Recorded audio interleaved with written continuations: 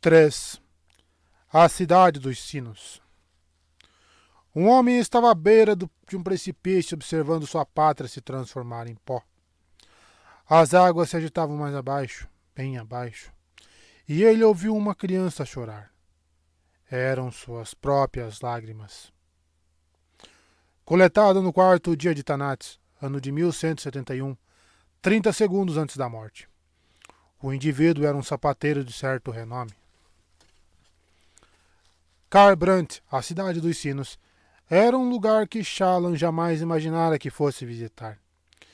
Embora ela muitas vezes sonhasse em viajar, achava que passaria a juventude presa na mansão da família, seu único escape sendo os livros da biblioteca do pai. Achava também que se casaria com um dos aliados do pai e passaria o resto da vida presa, novamente, agora na mansão de tal homem. Mas expectativas são como porcelana fina. Quanto mais forte o apego, mais provavelmente se quebram. Quase sem fôlego, ela apertou contra o peito seu bloco de desenho com capa de couro, enquanto os portuários puxavam o navio para o cais. Kharbrandt era enorme. Construída em uma encosta íngreme, a cidade tinha o formato de cunha, como se tivesse sido montada em um grande abismo. Com o lado aberto voltado para o oceano, os prédios maciços tinham janelas quadradas e pareciam ter sido construídos com algum tipo de argila ou argamassa. Creme, talvez?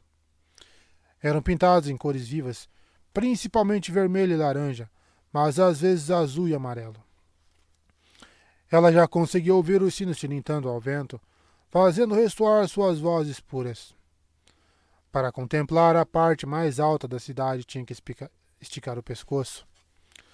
Kharbrandt era como uma montanha, avultando acima dela. Quantas pessoas viveriam em um lugar como aquele? Milhares? Dezenas de milhares? Ela estremeceu, intimidada, porém empolgada, e depois piscou deliberadamente enquanto fixava na memória a imagem da cidade. Marinheiros corriam de um lado para o outro. O prazer do vento na embarcação de um só mastro, estreita, que mal tinha espaço para ela, o capitão, sua esposa e a meia dúzia de tripulantes.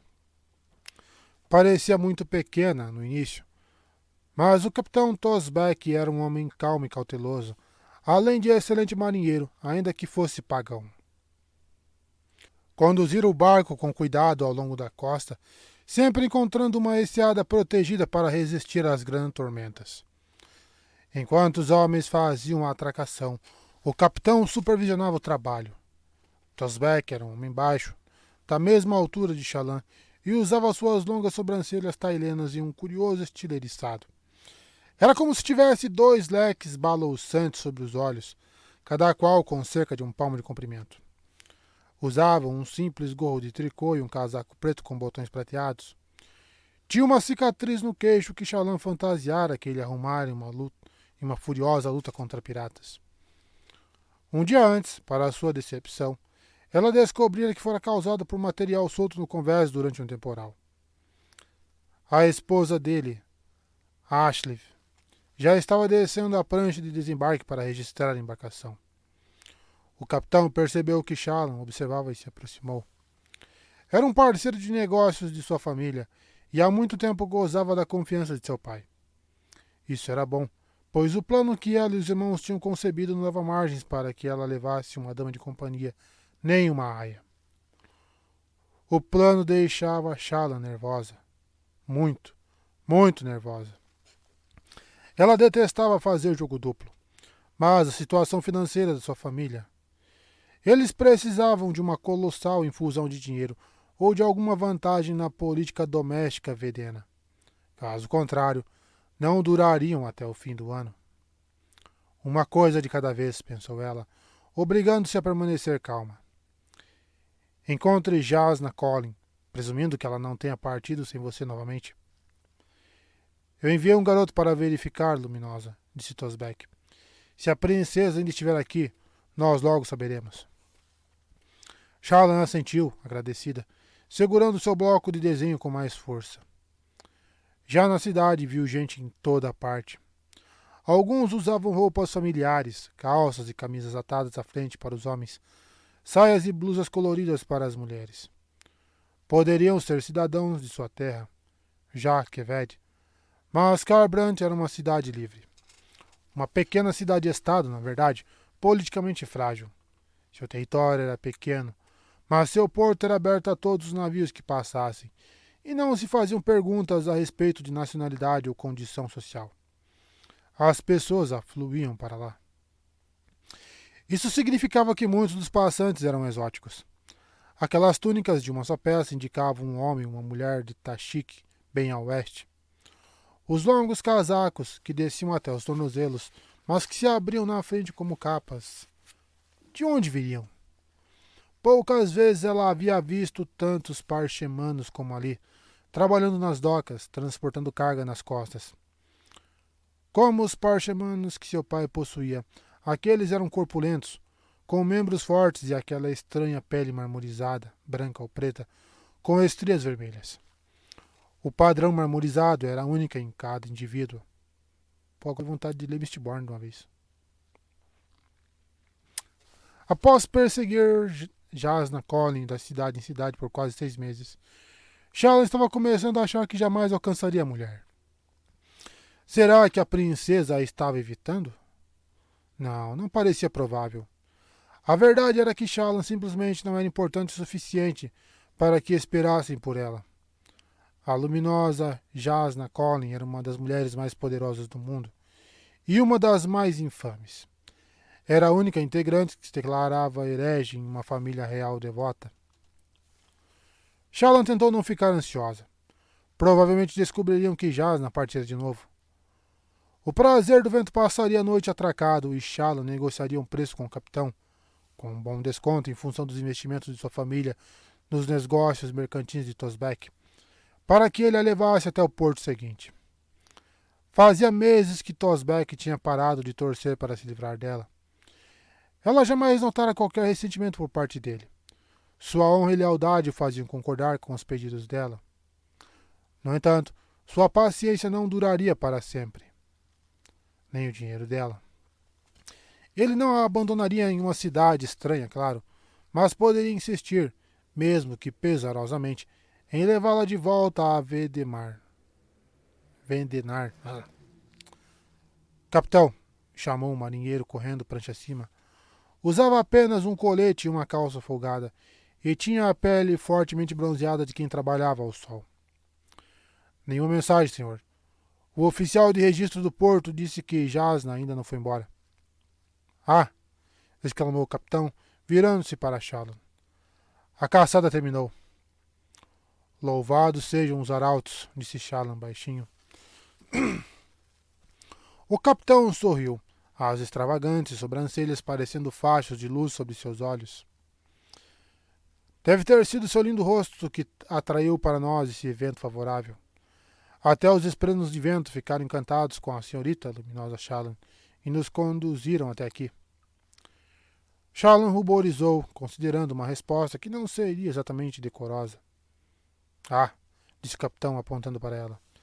Posso ver que a senhorita tem uma resposta. Posso ver em seus olhos. Desembuche. Palavras não foram feitas para se guardar. São criaturas livres. Se forem encarceradas, embrulham o estômago. Não é uma resposta cortês, replicou Shallan. Tosbeck deu uma sonora risada. Meses de viagem, a senhorita ainda diz essas coisas. Pois eu lhe digo que nós somos marinheiros. Esquecemos o que é cortesia no momento em que pisamos em um barco. Para nós, não há redenção. Imagina a Elaine ali. Ela sorriu. As instrutoras severas lhe haviam ensinado a segurar a língua. Infelizmente, seus irmãos a encorajaram, com determinação ainda maior, a fazer o contrário. E ela se habituara a diverti-los com comentários espirituosos quando não havia mais ninguém por perto. Pensava com carinho nas horas passadas ao pé da crepitante lareira do salão, com os 3 mais jovens de seus 4 irmãos aglomerados ao seu redor para ouvi-la troçar do último adulador de seu pai, ou de um fervoroso que estivesse de visita. Ela muitas vezes inventava diálogos idiotas para colocar nas bocas de pessoas o que eles estavam vendo, mas não conseguiam escutar. Isso cultivara nela o que as aias chamavam de veia insolente. E os marujos apreciavam um comentário espirituoso, ainda mais que os irmãos dela. Bem, disse Shallan ao capitão, corando, mas ansiosa para falar. Eu só estava pensando o seguinte. O senhor disse que foi minha beleza que fez os ventos nos trazerem a Kharbrandt com rapidez. Mas isso não significaria que, nas outras viagens, a culpa por termos chegado tarde foi da minha falta de beleza? Bem, ah... Então, na verdade, completou Shallan, o senhor está dizendo que sou bonito exatamente um sexto do tempo. Isso é um absurdo. A senhorita é como o nascer do sol, é verdade. Como o nascer do sol? Com isso, o senhor quer dizer que sou totalmente avermelhada. Ela afagou os longos cabelos ruivos. E destinada a deixar os homens rabugentos ao me verem? O capitão riu, no que foi acompanhado por alguns marinheiros. Tudo bem, então, disse o capitão Tosbeck. A senhorita é como uma flor. Ela fez uma careta. Sou alérgica a flores. Ele ergueu uma sobrancelha. É verdade.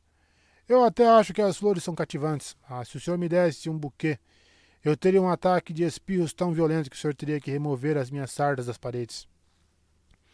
Bem, se é assim, eu digo que a senhorita é tão bonita quanto uma flor. Se sou, os jovens da minha idade devem ter a mesma alergia, pois eles visivelmente mantêm distância de mim. Ela fez uma careta. Veja só, eu disse que não seria cortês. Senhoritas não devem se comportar de modo tão irritante. Ah, senhorita, disse o capitão, inclinando o gorro de tricô na direção dela. Os rapazes e eu vamos sentir falta da sua língua afiada. Nem sei o que vamos fazer sem a senhorita. Vão navegar, provavelmente, respondeu ela. E comer, e cantar, e olhar para as ondas. Todas as coisas que fazem agora, só que terão mais tempo para tudo isso, pois não tropeçarão a todo instante em uma jovem sentada no convés, desenhando e murmurando sozinha. Mas agradeço ao senhor, capitão, por uma viagem que foi maravilhosa, apesar de meio demorada. Ele inclinou o gorro para ela novamente, em sinal de reconhecimento. Shallan sorriu. Não esperara que viajar sozinha fosse tão libertador. Os irmãos dela haviam se preocupado que ela sentisse medo. Eles a viam como uma pessoa tímida, pois não gostava de discutir e permanecia em silêncio quando grandes grupos estavam conversando. E talvez ela fosse tímida. Estar longe de Jacques Eved era intimidante. Mas era também maravilhoso. Ela enchera 3 cadernos com desenhos das criaturas e das pessoas que vira. E embora a situação financeira de sua casa fosse uma eterna inquietação, era contrabalanceada pelo puro prazer daquela experiência. Tosbeck começou a fazer os arranjos para o pernoite do navio. Era um bom homem. Quanto a seus louvores à sua suposta beleza, Shallan os tomava pelo que eram. Uma amável, ainda que exagerada, demonstração de afeto. Ela era muito branca, em uma época em que o bronzeado alitiano constituía o paradigma da verdadeira beleza. E embora tivesse olhos azuis claros, sua linhagem pura se manifestava nos cabelos ruivos. Nem uma única mecha negra. Suas sardas esmaeceram quando ela chegou à idade adulta, louvado fossem os arautos, mas ainda havia algumas visíveis, polvilhando as bochechas e o nariz. Senhorita, disse o capitão após conferenciar com seus homens, a luminosa Jasna estará, sem dúvida, no conclave. Ah, lá no Palaneu? Sim, sim. E o rei também mora lá. É o centro da cidade, por assim dizer, embora seja na parte mais alta. Ele coçou o queixo. Bem, de qualquer forma, a luminosa Jasna Collin é irmã de um rei e não ficaria em nenhum outro lugar, não em Kharbrandt. E Alb vai lhe mostrar o caminho. Podemos entregar seu baú mais tarde. Muito obrigado, capitão, disse Shallan. Shailor Macbat Nur, disse ela. Uma frase de agradecimento na língua tailena, que significava os ventos nos trouxeram em segurança. O capitão abriu um sorriso largo. Mikai Bad Frotentes. Ela não fazia ideia do que aquilo significava. Seu taileno era bastante bom em se tratando de ler, mas ouvi-lo falado era totalmente diferente. Ela sorriu, o que pareceu uma resposta adequada, pois ele riu e acenou para um de seus marujos. Vamos aguardar 2 dias aqui no cais, disse o capitão. Uma grande tormenta é esperada para amanhã, portanto não poderemos partir. Se a situação com a luminosa Jaz não tiver o resultado esperado, nós levaremos a senhorita de volta para Jaqueved. Obrigada, mais uma vez. Por nada, senhorita, disse ele. Já ficaríamos aqui de qualquer forma. Podemos embarcar mercadorias e tudo mais. Além disso, o retrato da minha esposa, que a senhorita me deu para pendurar na cabine, ficou muito parecido. Um lindo presente. Ele caminhou até onde Albi estava e lhe deu instruções. Enquanto esperava, Shallan guardou seu bloco de desenho na pasta de couro. Yalb. Era um nome difícil para a sua língua vedena. Por que os tailenos gostavam tanto de juntar letras sem as devidas vogais? Yalb acenou para ela, que se aproximou. Tome cuidado, menina, alertou o capitão quando ela passou por ele. Até uma cidade segura como Carbrand esconde perigos. Fique de olho aberto. Vou ficar com os 2 olhos abertos, capitão, respondeu ela, subindo cautelosamente na prancha de desembarque. Se ficar com um só, alguém pode se aproximar pelo outro lado, segurando um porrete. O capitão riu e acenou para ela, que desceu a prancha de desembarque, segurando a balaustrada com a mão livre. Como todas as mulheres Vorins, ela mantinha a mão esquerda, a mão segura, coberta, expondo somente a mão livre. As plebeias, olhos escuros, usavam uma luva, mas esperava-se que uma mulher de sua posição demonstrasse mais recato. No seu caso, ela mantinha a mão segura coberta pela manga esquerda, que era prolongada e abotoada. O vestido seguia o corte tradicional Vorin, bem ajustado no busto, nos ombros e na cintura, com uma saia rodada abaixo. Era de seda azul, com botões de casco de chule nas laterais, e ela carregava a bolsa contra o peito usando a mão segura. Saindo da prancha de desembarque, ela desembocou na furiosa atividade do porto, com mensageiros correndo de um lado para o outro, e mulheres de casacos vermelhos registrando a movimentação dos carregamentos em níveis contáveis. Carbrant era um reino Vorin, como Aletkar e Jaqueved, a pátria de Shallan. Ali não havia pagãos e escrever era uma arte feminina. Os homens só aprendiam glifos, deixando cartas e outros tipos de leitura a cargo de suas esposas e irmãs. Shallan não perguntara, mas tinha certeza de que o capitão Tosbeck sabia ler. Ela ouviu segurando livros, o que a deixou incomodada. Ler parecia uma característica inadequada para um homem, pelo menos para homens que não fossem fervorosos.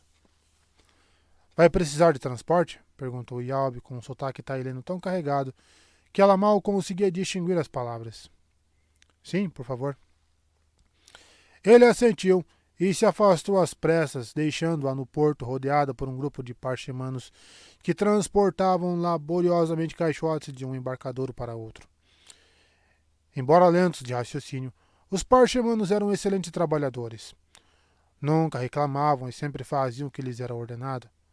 O pai dela os preferia aos escravos comuns. Os aletianos estariam mesmo lutando contra os parchemanos nas planícies quebradas? Shallan achava isso muito estranho. Parchemanos não lutavam. Eram dóceis e praticamente mudos. Mas, pelo que soubera, os que guerreavam nas planícies quebradas, os parchendianos, como eram chamados, eram fisicamente diferentes dos parchemanos.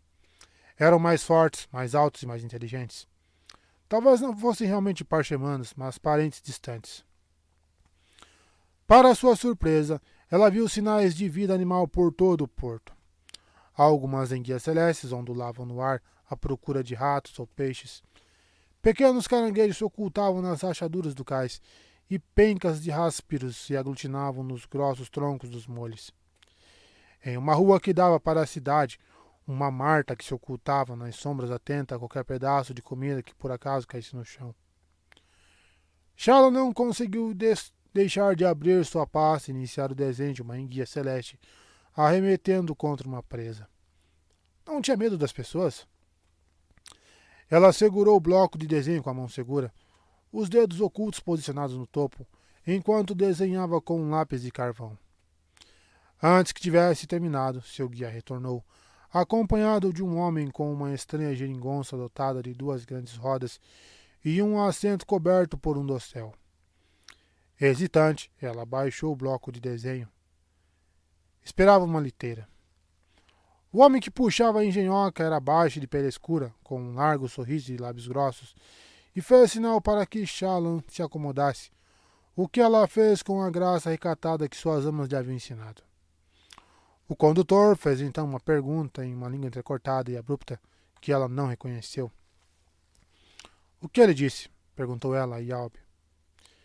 Ele quer saber se a senhorita gostaria de ser transportada pelo caminho longo ou pelo caminho curto. Yalb coçou a cabeça. Não sei bem qual a diferença. Desconfio que um deles demore mais, disse Shallan. Ah, a senhorita é mesmo inteligente. Yalb disse alguma coisa ao carregador na mesma linguagem entrecortada, e o homem lhe respondeu. O caminho longo oferece uma boa vista da cidade, disse Yalb. O caminho curto vai direto até o conclave. Não oferece muitas vistas bonitas, diz ele. Acho que percebeu que a senhorita é nova na cidade. Eu chamo tanta atenção assim? Perguntou o Shallan, ruborizando. Ah, não, claro que não, Luminosa. Com isso você quer dizer que chamo tanta atenção quanto uma verruga no nariz da rainha? Yalb riu. Receio que sim. Mas a gente não pode ir a algum lugar pela segunda vez sem ter ido uma primeira vez, não é? Todo mundo chama atenção em algum momento, então é melhor fazer isso de uma forma tão graciosa quanto a senhorita. Ela tivera que se acostumar com os amáveis galanteios dos marinheiros. Eles nunca eram abusados, e Shallan desconfiava que a esposa do capitão tivera uma severa conversa com eles, ao perceber que os galanteios faziam a passageira corar. Os criados da mansão de seu pai, mesmo os que eram cidadãos plenos, sempre temeram extrapolar suas posições. O condutor ainda aguardava uma resposta. O caminho curto, por favor, disse ela a Yalb, embora quisesse tomar o caminho mais panorâmico. Enfim, estava em uma cidade de verdade e iria pelo caminho curto? Mas a luminosa Jasna já se provara tão elusiva quanto um cantarinho selvagem. Era melhor ser rápida. A via principal atravessava a encosta da colina em zigue-zague, portanto, mesmo o caminho curto lhe permitiu ver muitas coisas da cidade, que se revelou inebriantemente cheia de pessoas, vistas incomuns e sinos tocando. Shallan se recostou no assento e absorveu tudo. As construções eram classificadas por cor, e cada cor parecia indicar uma finalidade. Lojas que vendiam os mesmos itens eram pintadas com as mesmas cores. Violeta para vestuário, verde para alimentos. As moradias tinham seus próprios padrões, embora Shallan não conseguisse interpretá-los. Será que tem casa da luz vermelha? Eram cores suaves, com tonalidades desbotadas e discretas. O condutor olhou por cima do ombro e falou com ela, e Yalb, que caminhava ao lado da carroça, com as mãos nos bolsos do gibão, se encarregou de traduzir. Ele disse que a cidade é especial porque foi construída em lights. Shallan assentiu. Muitas cidades eram construídas em lights, áreas protegidas das grandes tormentas pelas formações rochosas ao redor. Kharbrandt é uma das cidades grandes mais bem abrigadas do mundo, e é isso que simbolizam os sinos, traduziu Yalb. Dizem que foram instalados inicialmente para alertar sobre a chegada de uma grande tormenta, pois os primeiros ventos eram amenos e as pessoas nem sempre se davam conta. Yalb hesitou. Ele só está contando essas coisas para ganhar uma boa gorjeta luminosa. Eu já ouvi essa história, mas acho bem ridícula. Se os ventos soprassem forte o bastante para movimentar os sinos, as pessoas perceberiam. Aliás, as pessoas não percebiam que estavam chovendo? Shallan sorriu. Tudo bem, deixe que ele continue. O condutor tagarelava em sua voz entrecortada que língua era aquela, afinal de contas? Enquanto ouvia a tradução de Yalb, Shallan absorvia as imagens, os sons e, infelizmente, os cheiros. Ela fora criada sentindo a fragrância limpa de móveis lustrados e pão assando nas cozinhas.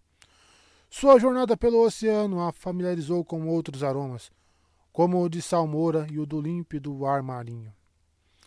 Não havia nada limpo no que ela cheirava ali. Cada arruela tinha seu próprio sortimento de fedores repulsivos. Eita, por cima do barraco. Que se alternavam com os odores pungentes dos vendedores de rua e suas comidas, a justa posição ainda mais nauseante.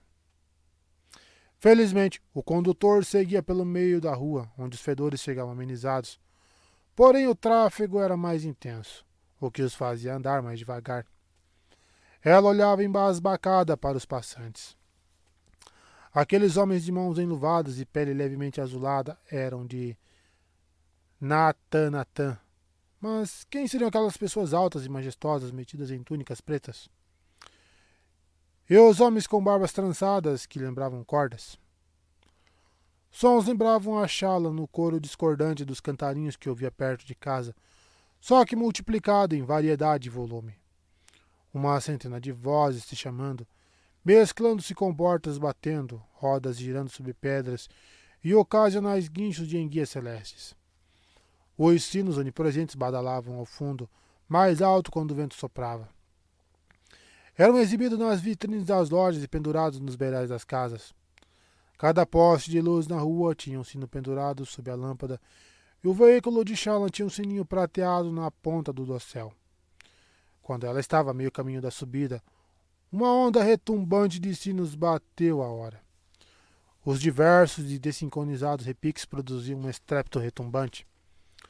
As multidões começaram a rarear quando eles entraram no barro mais alto de Kharbrandt, e o condutor seguiu para a enorme construção no topo. O prédio, pintado de branco, não fora construído com tijolos ou argila, mas escavado na própria face rochosa. Os pilares da frente brotavam sem emendas da própria pedra, e os fundos da construção se mesclavam fluidamente em encosta. O topo exibia domos baixos, pintados em cores metálicas. Mulheres olhos claros entravam e saíam, carregando utensílios para escrever, e usando vestidos como os de Shallan, que cobriam adequadamente suas mãos esquerdas. Os homens envergavam calças engomadas e casacos vôlei até os joelhos, em estilo militar. Botões laterais terminavam em um rígido colarinho que envolvia todo o pescoço. Muitos portavam espadas nos cinturões. O condutor parou e dirigiu um comentário a Yalb. Com as mãos na cintura, o marinheiro começou a discutir com ele. Shallan sorriu ao ver sua expressão grave e piscou significativamente, ao mesmo tempo que fixava a cena em sua memória para desenhá-la mais tarde. Ele está me propondo dividir a diferença comigo se eu deixar que ele aumente o preço da corrida, disse Yalb balançando a cabeça e estendendo a mão para ajudar Shallan a descer do veículo. Ela desceu, encarando o condutor, que deu de ombros e sorriu como uma criança apanhada furtando doces. Remexendo em sua bolsinha que segurava a mão coberta, ela procurou o dinheiro trocado. Quanto devo dar a ele? 2 claretas são mais que suficientes. Eu ofereceria uma. Esse ladrão queria pedir 5. Antes da viagem, Shallan nunca havia usado dinheiro. Admirava as esferas apenas por sua beleza. Cada uma era composta por uma conta de vidro pouco mais larga que uma unha de polegar, contendo uma gema muito menor no centro. As gemas podiam absorver luz das tempestades, o que faziam as esferas brilharem. Quando ela abriu a bolsinha de dinheiro, esferas de rubis, esmeralda, diamante e safira lhe iluminaram o rosto. Ela pegou 3 peças de diamante, a de menor valor. Esmeralda eram as mais valiosas, pois podiam ser usadas pelos transmutadores para produzir alimentos. Interessante. O receptáculo de vidro da maioria das esferas tinha o mesmo tamanho. Era o tamanho da gema no centro que determinava o valor. Cada uma das 3 peças, por exemplo, tinha um minúsculo fragmento de diamante no centro, com tamanho suficiente para que irradiasse luz das tempestades, embora muito mais fracamente que uma lâmpada. Um marco, a esfera de valor médio, era um pouco menos brilhante que uma vela, e eram necessárias 5 peças de diamante para totalizar um marco. Shallan tomava cuidado de manter suas esferas infundidas, pois soubera que as foscas eram consideradas suspeitas. Às vezes, um agiota tinha que ser levado à frente de um juiz para julgar a autenticidade de uma gema. Ela guardava as esferas mais valiosas na bolsa segura, claro, que estava abotoado no interior da sua manga esquerda. Ela entregou as 3 peças a Yalb, que fez uma mesura. Ela assentiu para o condutor, corando, ao perceber que instintivamente usaria Yalb como um criado mestre. Será que ele ficaria ofendido? Ele riu e aprumou o corpo, imitando um criado-mestre. Então pagou o condutor com uma expressão falsamente solene. O condutor também riu, fez uma mesura para Shallan e se afastou puxando o veículo. Isso é para você, disse Shallan, pegando um arco de rubi e o entregando a Yalbe. Luminosa, isso é muito. Em parte é como um agradecimento, mas também para pagar sua permanência aqui por algumas horas, para o caso de eu retornar. Esperar algumas horas por um arco de fogo? Isso paga uma semana de navegação. Então deve ser o suficiente para você não sair perambulando. Estarei bem aqui, disse Yalbe, brindando-a com uma rebuscada mesura, surpreendentemente bem executada. Shallan respirou fundo e subiu a escadaria em direção à imponente entrada do conclave. A rocha talhada era impressionante. Seu lado artístico queria parar e estudá-la, mas ela não se atreveu. Entrar no grande edifício era como ser engolida. Lâmpadas de luz das tempestades iluminavam o salão principal com luz branca. Provavelmente tinha bronze e diamante em seu interior. A maior parte dos prédios mais ornamentados usava luz para prover iluminação. Um bron, a esfera de maior valor, brilhava com uma intensidade equivalente a diversas velas. Pô, tô lembrando da Baía da Água Negra, hein? A luz iluminava suave uniformemente os numerosos atendentes e escribas de olhos claros que circulavam pelo salão. O prédio parecia ter sido construído como um largo e longo túnel escavado na rocha. Grandes câmaras se alinhavam nas laterais, enquanto corredores secundários se ramificavam da passagem principal. Ela se sentia muito mais confortável ali do que do lado de fora. Aquele lugar, com seus criados atarefados, seus luminobres de baixo escalão, era familiar. Ela ergueu a mão livre em sinal de necessidade, e como esperava, um criado mestre de camisa branca engomada e calça preta se apressou em atendê-la. Luminosa, disse ele, falando em vedeno a língua dela, provavelmente devido à cor do seu cabelo. Estou procurando Jasna Collin, disse Shallan. Fui informada de que ela está nesse prédio. O criado mestre se inclinou prontamente. A maioria dos criados mestres se orgulhava de seus serviços refinados, apresentando o mesmo porte de que Yalbe caçoara antes. Volto já, Luminosa. Ele devia ser do segundo Nã, um cidadão olhos escuros de alto escalão. Na crença Vorin, a vocação, o trabalho a que cada um dedicava a sua vida, era de vital importância. Escolher uma boa profissão e trabalhar duro era a melhor maneira de assegurar um bom lugar no pós-vida. O devotário que uma pessoa elegia para frequentar estava muitas vezes relacionado com sua vocação. Shallan cruzou os braços e aguardou. Havia pensado muito sobre sua vocação. A escolha óbvia seria a arte, já que adorava desenhar. Mas não era apenas o desenho que a atraía. Era o estudo, as questões levantadas pela observação. Por que as enguias celestes não tinham medo das pessoas? O que os ásperos comiam? Por que uma população de ratos florescia em determinada área, mas desaparecia em outra? Assim sendo, ela escolhera a história natural. Queria se tornar uma verdadeira erudita, receber uma educação de verdade, mergulhar em profundas pesquisas e estudos. Seria em parte por isso que sugerira o audacioso plano de procurar Jasna e se tornar sua protegida? Talvez. Entretanto, precisava manter o foco. Tornar-se a protegida de Jasna e, consequentemente, sua aluna, era apenas um passo. Enquanto refletia sobre o assunto, ela se aproximou distraidamente de um pilar, cuja superfície de pedra polida tocou com a mão livre. Como na maior parte de Roshar, exceto por algumas regiões costeiras, Kharbrandt fora construída com pedras brutas e inteiriças. As construções nas cercanias haviam sido entalhadas diretamente na rocha, e o prédio em que ela estava fora recortado, de uma encosta. O pilar era de granito, pensava, embora seus conhecimentos sobre geologia fossem rudimentares. O piso era recoberto por longos tapetes laranjas escuros. Embora concebidos para parecerem luxuosos, eram feitos de um material resistente, capaz de suportar o intenso movimento. O amplo salão retangular transmitia uma sensação de antiguidade. Um dos livros que ela lera afirmava que Carbrandt fora fundada fazia muito tempo, na Era Sombria, anos antes da última desolação. Nesse caso, era realmente antiga, com milhares de anos, criadas antes dos terrores da hierocracia, muito antes até da traição.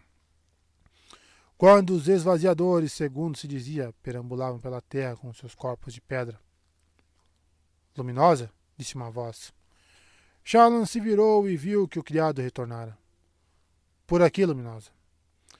Ela assentiu para o criado, que a conduziu em meio ao movimentado salão. Mentalmente, revisou como ia se apresentar a Jasna. A mulher era uma lenda. Até mesmo Shallan, que vivia nos longínquos territórios de Jaqueved, já ouvira falar da brilhante e herética irmã do rei Aletiano. Jasna tinha apenas 34 anos, mas muita gente achava que ela já teria obtido o capelo de mestre erudita, se não fosse por seu hábito de denunciar a religião em público.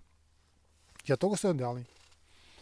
Mais especificamente, ela denunciava os devotários, as diversas congregações religiosas que os Vorens decentes frequentavam. Tiradas indecorosas não ajudariam muito naquela situação. Ela teria que se refriar. Ser pupila de uma mulher de grande renome era a melhor maneira de se instruir nas artes femininas. Música, pintura, escrita, lógica e ciências. Era muito similar ao modo como um jovem treinava na guarda de honra de um luminobre que respeitasse. Shallan escrevera a Jasna, solicitando sua tutela, em uma atitude de desespero. Não esperava que ela respondesse afirmativamente. Quando foi aceita, através de uma carta que a instruía a procurá-la em Dumadan dentro de 2 semanas, Shallan ficou surpresa. Desde então, estava no encalço da mulher. Jasna era herege. Exigiria que Shallan renunciasse à sua fé? Shallan duvidava que fosse conseguir. Os ensinamentos Vorens concernentes à glória e à vocação haviam sido alguns de seus poucos refúgios durante os dias difíceis, quando seu pai estivera em seu pior momento. Eles entraram em um salão mais estreito e ingressaram em uma série de corredores, cada vez mais afastados da câmara principal. Por fim, o criado-mestre se deteve em uma esquina e acenou para que Shallan prosseguisse. Ouviam-se vozes provenientes do corredor à direita. Shallan hesitou. Às vezes, pensava sobre como as coisas haviam chegado àquele ponto. Ela era calada, a tímida, a mais jovem de 5 irmãos e a única garota. Protegida durante toda a vida, e agora as esperanças de sua casa repousavam em seus ombros. O pai deles estava morto. Era vital que isso permanecesse em segredo. Ela não gostava de pensar naquele dia, quase bloqueara de sua mente e se condicionara a pensar em outras coisas. Mas os efeitos da perda não podiam ser ignorados. Ele fizera muitas promessas, acordos comerciais e subornos, e alguns subornos camuflados de acordos comerciais. A casa da Var devia grandes somas a um grande número de pessoas. Sem o pai para acalmá-los, os credores logo começariam a fazer exigências. Não havia a quem recorrer. Sua família, principalmente por causa de seu pai, era detestada até pelos aliados. O grão-príncipe Valan, o luminobre a quem sua família devia fidelidade, estava enfermo e já não lhes oferecia a mesma proteção. Quando se tornasse público que o pai dela morrera e sua família falira, seria o fim da casa da Var, que não demoraria a ser absorvida ou subjugada por outra casa. Como punição, eles seriam obrigados a trabalhar até a morte. Poderiam até ser assassinados por credores descontentes. Cabia a Shallan evitar isso, e o primeiro passo era a Jasna Collin. Shallan respirou fundo e entrou no corredor. Nossa, que sinuca de bico agora, hein? Caminho dos Reis tá interessante. Mistborn tá interessante. O que eu faço?